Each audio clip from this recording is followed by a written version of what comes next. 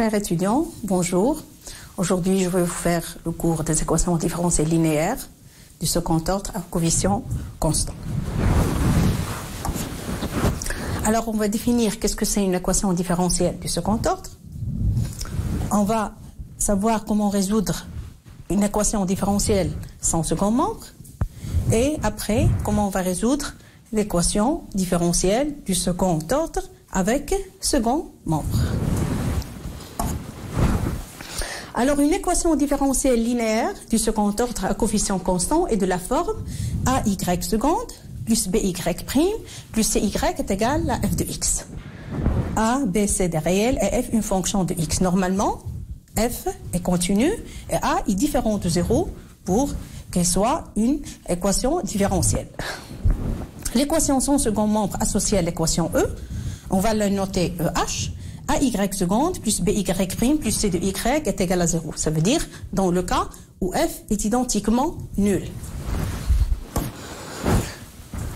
Alors, on va définir qu'est-ce que c'est deux fonctions linéairement indépendantes.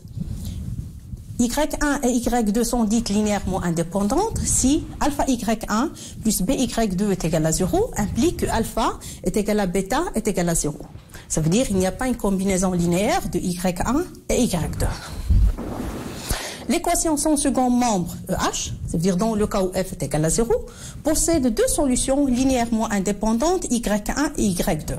De plus, toute solution de l'équation sans second membre est de la forme y de x est égal à c1 y1 de x plus c2 y2 de x. Ça veut dire y est une combinaison linéaire des deux solutions qui sont linéairement indépendantes y1 et y2.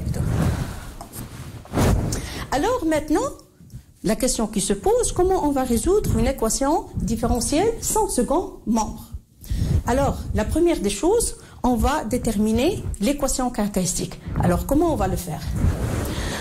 Alors, pour résoudre l'équation sans second membre H, on cherche une solution de la forme yx est égal à exponentielle lambda x. Alors, en remplaçant dans l'équation, ça veut dire en calculant y' et en calculant y seconde, et en remplaçant dans l'équation sans second membre, on trouve a lambda carré plus b lambda plus c est égal à 0. Cette équation du second ordre est l'équation caractéristique associée à l'équation différentielle sans second membre. Alors en pratique, pour déterminer l'équation caractéristique, pas la peine de refaire y de x est égal à exponentielle lambda de x et de calculer y prime y seconde. Qu'est-ce qu'on fait? On remplace y seconde par lambda carré, y prime par lambda et y par 1. Et ainsi, on obtient une équation caractéristique associée à l'équation différentielle sans second membre. Alors, la résolution de l'équation différentielle sans second membre dépend du signe du discriminant de l'équation caractéristique qui est égale b au carré moins 4ac. Alors, on a trois cas. Le cas où delta est supérieur strictement à 0, le cas où delta est égal à 0, ou bien le cas où delta inférieur strictement à 0. Dans chaque cas, on va obtenir une solution générale de l'équation sans second membre. Alors, on va commencer par le cas où delta supérieur strictement à 0. Alors, l'équation caractéristique admet deux racines réelles distinctes qui sont, pour le rappel, lambda 1 est égal à moins b plus la racine de delta sur 2a et lambda 2 c'est égal à moins b moins la racine de delta sur 2a. Donc, la solution générale de l'équation sans second membre s'écrit de cette façon. YH de x, je vais l'appeler YH, la solution de EH, ça veut dire la solution de l'équation sans second membre, c'est égal à C1 exponentielle lambda 1 de x plus C2 exponentielle lambda 2 de x avec C1, C2 sont donc deux constantes réelles. Alors, exponentielle lambda 1 de x, lambda 1 c'est la première racine et lambda 2 c'est la deuxième racine.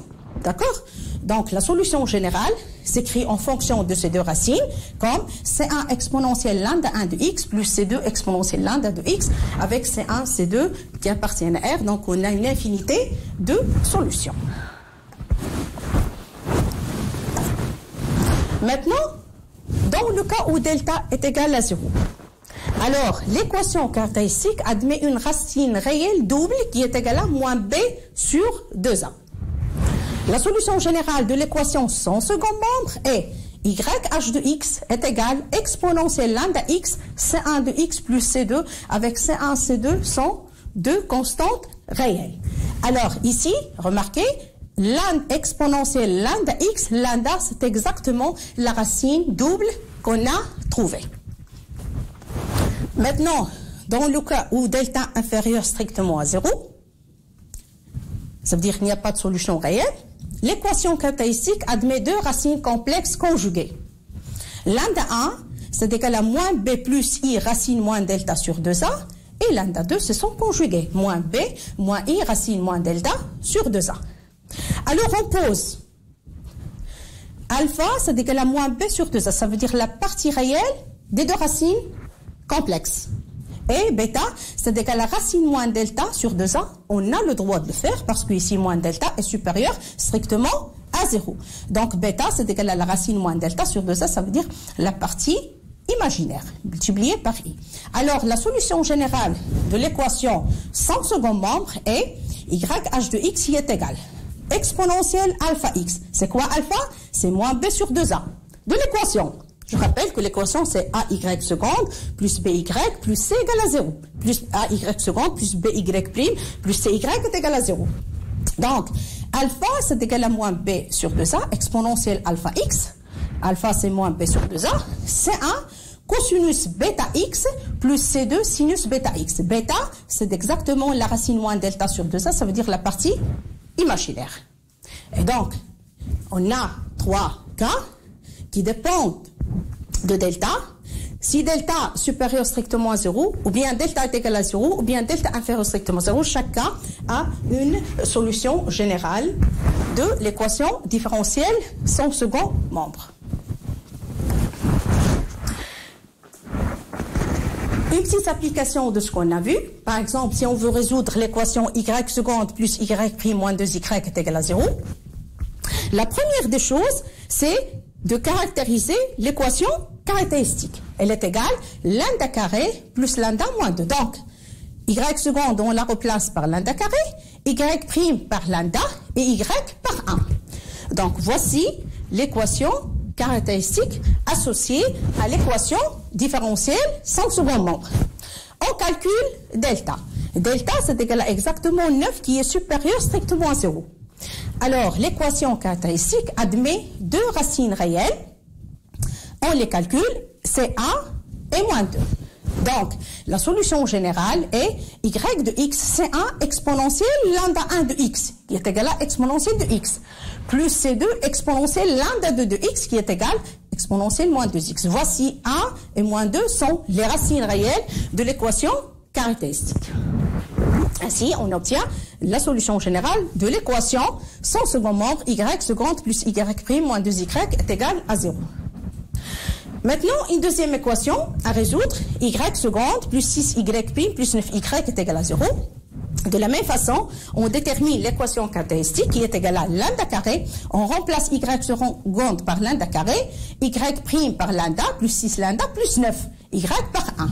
On obtient l'équation caractéristique. On calcule son discriminant, on trouve que delta égale à 0. Donc, l'équation caractéristique admet une racine réelle double qui est égale à moins 3. Donc, d'après le cours, la solution générale est y de x est égal à exponentielle moins 3x, ça veut dire exponentielle lambda x, la racine double qu'on a trouvée, fois c1 de x plus c2 avec c1, c2 sont deux constantes réelles. Un troisième exercice, c'est de résoudre l'équation différentielle y seconde plus 2y prime plus 2y est égal à 0. De la même façon, on détermine l'équation caractéristique lambda carré plus 2 lambda plus 2, y seconde, on la remplace par lambda carré, y prime par lambda et y par 1. On calcule son discriminant, on trouve que c'est égal à moins 4 qui est strictement négative. Donc, l'équation caractéristique admet deux racines complexes conjuguées. Lambda 1 c'est égal à moins 1 plus i et lambda 2 c'est égal à moins 1 moins i. Et donc la solution générale de cette équation c'est égal à exponentielle moins x, ça veut dire exponentielle la partie réelle fois x, c1 cosinus de x plus c2 sinus de x. Ici, Ici, c'est la racine, ce qui est multiplié par x, c'est la racine de moins delta sur 2. Donc, c'est exactement C1 cosinus de x plus C2 sinus de x. Ça veut dire la partie imaginaire, si c'est égal à 1. Donc, voici, chers étudiants, comment on résout une équation différentielle du second ordre et son second membre. Alors, maintenant, on va connaître comment on va résoudre une équation différentielle avec second membre. Mais avant, alors on regarde ce théorème. Soit YH, la solution générale de l'équation sans second membre, et YP, une solution particulière de l'équation E, l'équation complète. Ça veut dire l'équation AY seconde plus BY prime plus C de Y, c'est égal à F de X. Alors, la solution générale Y de E, de l'équation complète, est donnée par Y de X est égal YH de X plus YP de X. Ça veut dire la solution générale de l'équation avec second membre, c'est égal à la solution de l'équation différentielle sans second membre plus la solution particulière. Alors, rappelez-vous, chers étudiants, que ceci ressemble à la résolution d'une équation différentielle de premier ordre. On avait la somme de la solution de l'équation sans second membre plus la solution particulière. Donc, la solution de l'équation sans second membre, on sait la trouver.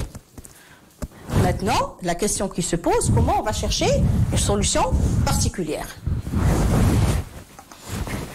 de l'équation complète.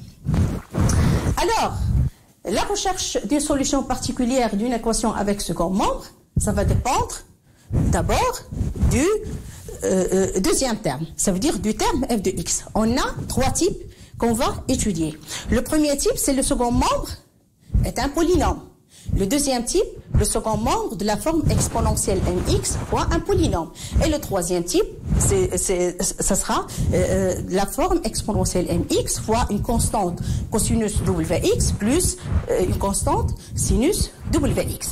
Donc, pour chercher une solution particulière, d'abord on va commencer par ces trois types et après on va chercher une solution particulière dans le cas où le second membre est quelconque. Maintenant, si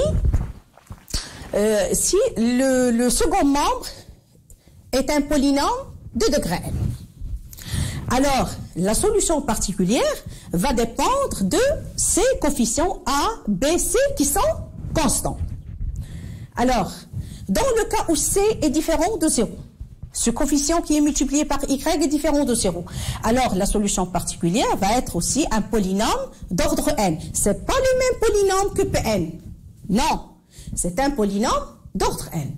Ça veut dire qu'il faut chercher. Ça veut dire si le second membre est un polynôme d'ordre 1, alors on va chercher une solution particulière de la forme ax plus b. Et on va chercher a et b. Et c'est ainsi de suite.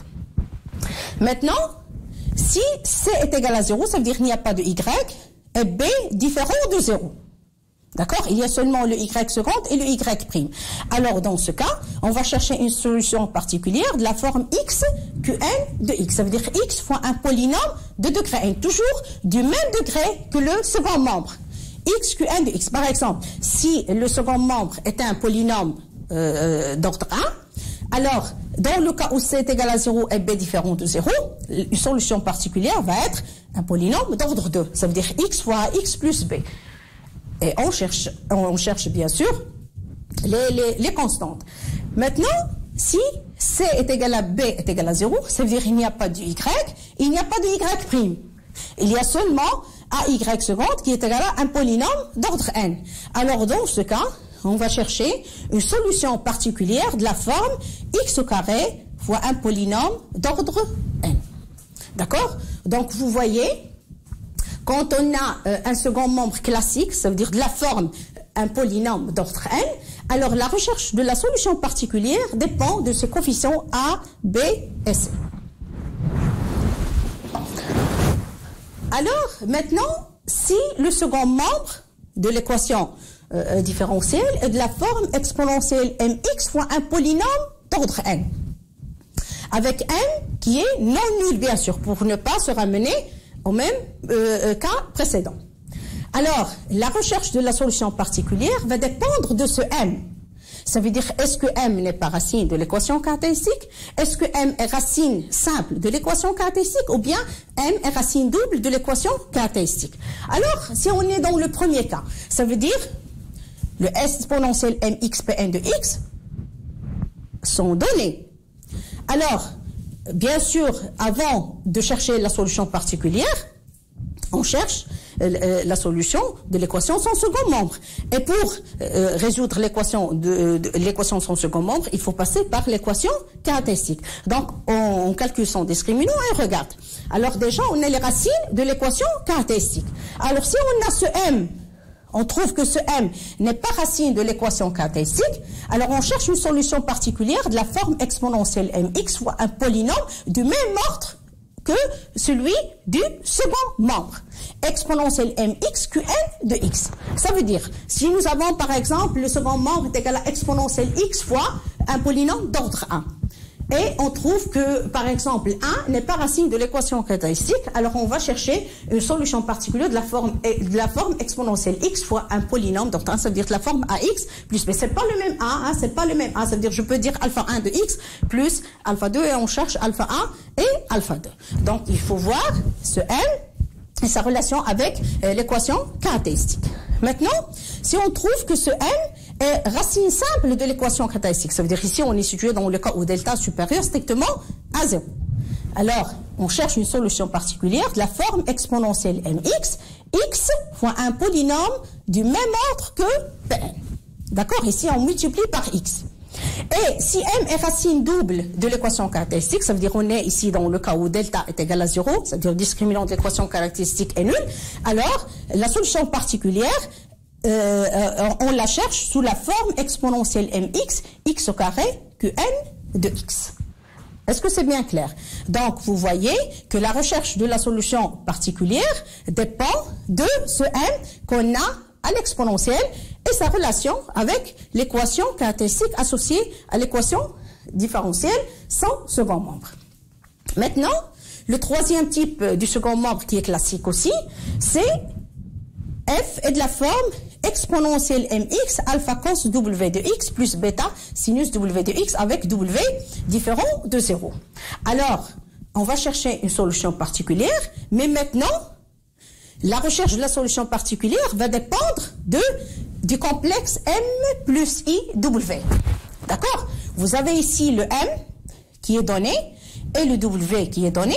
Alors, on va regarder est-ce que m plus iw est racine ou non de l'équation caractéristique. Alors, si m plus iw n'est pas racine de l'équation caractéristique, alors, on va chercher une solution particulière de la forme exponentielle mx a cos wx plus b sinus wx. Bien sûr, ce ne sont pas les mêmes que alpha et bêta. On va chercher a et on va chercher b. Maintenant, si m plus iw est racine de l'équation caractéristique, ça veut dire ici implicitement on est situé dans le cas où delta inférieur strictement à 0, alors on va chercher une solution particulière de la forme x exponentielle mx a cos wx plus b sinus wx. Alors remarquez ici qu'on a multiplié par x dans le cas où m plus iw est racine de EC. Donc vous voyez, on a trois formes classiques du second membre. On sait comment chercher une solution particulière. Ça veut dire on a ici la forme des solutions particulières qu'on peut trouver. Qu'est-ce qu'on fait? On calcule y', on calcule y seconde, on remplace dans l'équation complète et on cherche la solution particulière. Alors une application de ce qu'on a vu. Ici, je propose une équation différentielle du second ordre. Y seconde moins 4y, c'est égal à x exponentielle de x. Ça veut dire ici, on est situé dans le deuxième type du second membre. Ça veut dire le type exponentielle mx fois un polynôme d'ordre n. Ici, exponentielle mx, ça veut dire ici m est égal à 2 et le polynôme est d'ordre 1. Ça veut dire n égale à 1. Alors la première des choses, on commence par résoudre l'équation sans second membre. Y seconde moins 4y est égal à 0. L'équation caractéristique, ici, je remplace y seconde par lambda carré et je remplace y par 1. Donc, l'équation caractéristique lambda carré moins 4 égale à 0. Elle admet deux racines réelles, 2 et moins 2. Donc, la solution générale de l'équation y seconde moins 4y est égale à 0, c'est yh de x égale à c1 exponentielle la première racine fois x, plus c2 exponentielle la deuxième racine fois x. Voici la solution générale de l'équation sans second membre, y seconde moins 4y est égal à 0, en passant par l'équation caractéristique. Maintenant, pour trouver la solution générale, il faut chercher une solution particulière. Alors, on est situé dans le deuxième type, ça veut dire dans le type où le second membre est exponentiel mx fois un polynôme. Donc, la recherche de la solution particulière va dépendre de m. Est-ce que m n'est pas racine de l'équation caractéristique ou m racine de la racine simple de l'équation caractéristique ou m est racine double de l'équation caractéristique. Donc, on va voir. Ici, le second membre de l'équation y seconde moins 4y est égal à x exponentielle de x est de la forme exponentielle mx pn de x avec m est égal à 2 et n est égal à 1. Alors, la question qui se pose, m, est-ce qu'elle est racine simple ou double ou n'est pas racine? Alors ici, on remarque, on a déjà calculé les racines de l'équation caractéristique, donc on remarque que 2 est racine simple. Alors 2 est racine simple de l'équation caractéristique, alors on cherche une solution particulière de la forme y p de x est égal à exponentielle de x fois le q1 qu'on avait, ax plus b. Exponentielle de x, qui est ici dans le second membre, fois x fois un polynôme d'ordre 1. Parce que ici, le second membre est exponentielle mx fois un polynôme d'ordre 1. Donc, on prend y p de x est égal à exponentielle de x à x plus b. Qu'est-ce qu'on va chercher? On va chercher a et b. Alors, comment on va faire? On réécrit y p de x sous la forme exponentielle de x à x au carré plus bx. On pose pour faciliter les calculs, je vous conseille, chers étudiants, toujours, il faut isoler l'exponentielle.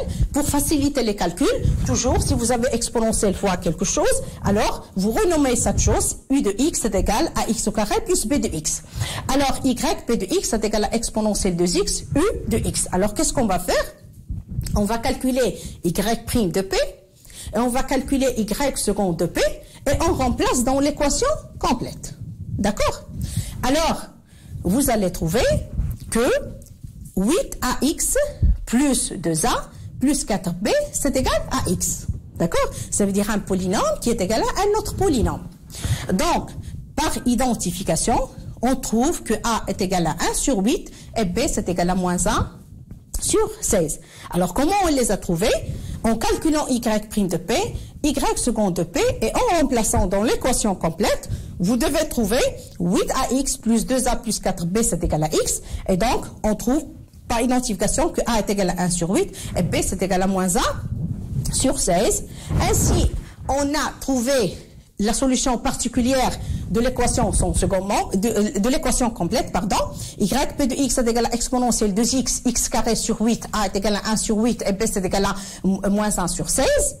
Par conséquent, la solution générale de l'équation complète est la somme de la solution générale de l'équation sans second membre et la solution particulière qu'on a trouvée en utilisant les méthodes qu'on a vues pour les seconds membres qui sont classiques. Donc, y de x est égal à h de x plus y p de x est égal x au carré sur 8 moins x sur 16 plus c1 exponentielle de x plus c2 exponentielle moins 2x. Voici la solution particulière multipliée par exponentielle de x. Et c1 exponentielle de x plus c2 exponentielle moins 2x, c'est exactement la solution générale de l'équation sans second membre. Donc, si vous avez le second membre de la forme un polynôme, ou bien de la forme exponentielle mx fois un polynôme, d'ordre n, ou bien de la forme exponentielle mx fois a cos wx plus b sinus wx, alors il suffit de revenir aux méthodes qu'on a vues et de chercher une solution particulière. Ça veut dire d'abord il faut se situer dans le cas où vous êtes, après vous trouvez la forme de la solution particulière, et après vous calculez y', y seconde, vous remplacez dans l'équation complète et vous trouvez la solution particulière. Et pour trouver la solution générale de l'équation complète, vous faites la somme de la solution particulière que vous avez trouvée plus la solution de l'équation sans second membre. Alors, maintenant, le principe de superposition, ça veut dire si on a le second membre s'écrit sous la forme d'une somme de plusieurs fonctions. Ça veut dire f de x est égal à f1 de x plus f de x jusqu'à fn de x. Alors, comment on va chercher une solution particulière de AY seconde plus BY prime plus C de Y, c'est égal à F. Alors, qu'est-ce qu'on fait? D'abord, on cherche une solution particulière de l'équation AY seconde plus BY prime plus C de Y, c'est égal à FI de X. D'accord? Et après, la solution particulière de l'équation complète sera la somme des solutions particulières qu'on a trouvées. Par exemple, si on a f de x écrit f1 de x plus f de x, supposons ici que n est égal à 2. Alors, qu'est-ce qu'on fait? On cherche une solution particulière de AY seconde plus BY prime plus C de Y, c'est égal à F1. Et on cherche une solution particulière de AY seconde plus BY prime plus C de Y, c'est égal à F2. Et donc, vous trouvez pour la première Y, par exemple P1, et pour la deuxième Y P2, et donc la solution particulière de l'équation complète sera la somme des deux solutions particulières que vous avez trouvées pour les équations AY seconde plus BY plus C de Y, c'est égal à F de I. Ce principe s'appelle le principe de superposition. Alors, la question qui se pose maintenant, comment on va résoudre une équation différentielle si le second membre est quelconque? Ça veut dire qu'il n'est pas l'un des formes classiques qu'on a vues. Ça veut dire qu'il n'est ni polynôme, ni de la forme exponentielle mxpn, ni de la forme exponentielle mx fois le a cos wx plus b sinus w de x. Alors, on va répondre, lorsque le second membre n'est pas l'une des formes indiquées précédemment, on cherche une solution particulière de l'équation en utilisant la méthode de variation des constantes. Ici, ça rappelle bien sûr l'équation de la variation de la constante qu'on a vue dans le cours des équations différentielles de premier ordre. C'est-à-dire qu'on trouve la solution générale en fonction d'une constante. Pour chercher une solution particulière, on varie la constante, ça veut dire qu'on a une fonction et on fait nos calculs. C'est le même principe pour les équations différentielles linéaires du second ordre. Alors, je rappelle que soit YH, la solution générale de l'équation son second membre H. Donc, la solution générale, c'est la somme de deux solutions qui sont linéairement indépendantes. C'est ce qu'on a fait, c'est ce qu'on avait dit au début du cours. Donc, YH de X est égal à C1 Y1 de X plus C2 Y2 de X. La méthode de variation des constantes consiste à remplacer les deux constantes C1 et C2 par des fonctions C1 de X et C2 de X. D'accord? Et chercher une solution particulière de E de la forme Y de X qui est égale à C1 de X, Y1 de X, plus C2 de X, Y2 de X. Vous voyez? Ici, on avait la solution générale de l'équation sans second membre. On va varier ces deux constantes, C1, C2, et on va chercher une solution particulière de la forme C1 de X, Y1 de X, plus C2 de X, Y2 de X. Alors, puisqu'on cherche une solution particulière, on impose les conditions suivantes. On impose que C'1 de x, Y1 de x, plus C'2 de x, Y2 de x égale à 0. Ce qui donne, si on calcule Y', bien sûr ici on dérive les produits, on aura C'1 Y1 plus C1 Y' de 1 plus C'2 Y2 plus C'2 Y2. Donc, en prenant en considération cette condition qu'on a imposée, le terme qui reste dans Y', c'est C1 de x, Y'1 de x plus C2 de x, Y' de x. On calcule ensuite Y seconde, on remplace dans l'équation complète et on utilise le fait que Y1 et Y2 sont deux solutions de l'équation sans second membre. Qu'est-ce que ça veut dire? Ça veut dire ici on a AY1 seconde plus BY'1 plus CY1 est égal à 0. Et aussi on a AY2 seconde plus BY2 prime plus CY2 c'est égal à 0. Donc vous faites les calculs. Alors vous utilisez le fait que Y1 et Y2 sont deux solutions de l'équation second membre. Alors ce qui va rester en calculant Y seconde et en remplaçant dans l'équation complète, C'1 x Y'1 plus C'2 x Y'2 c'est égal à f de x sur A. Je vous conseille, chers étudiants, de refaire ce calcul pour bien comprendre.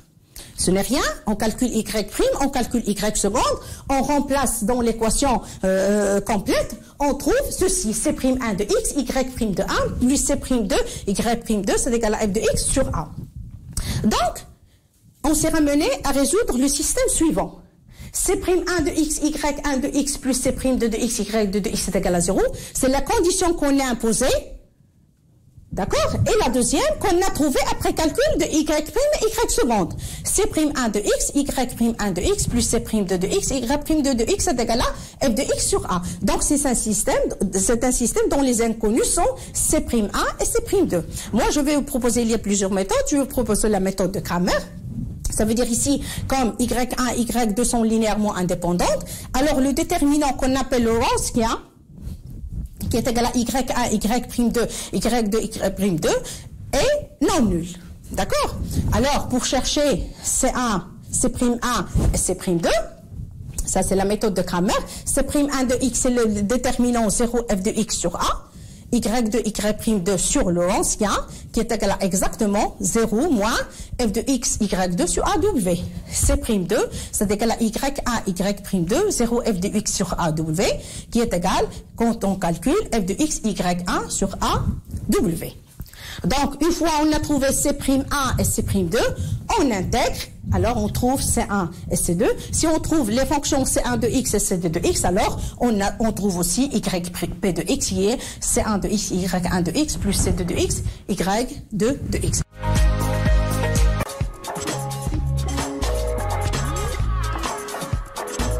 إن أعجبك الفيديو لا تنسى الإعجاب والاشتراك في القناة.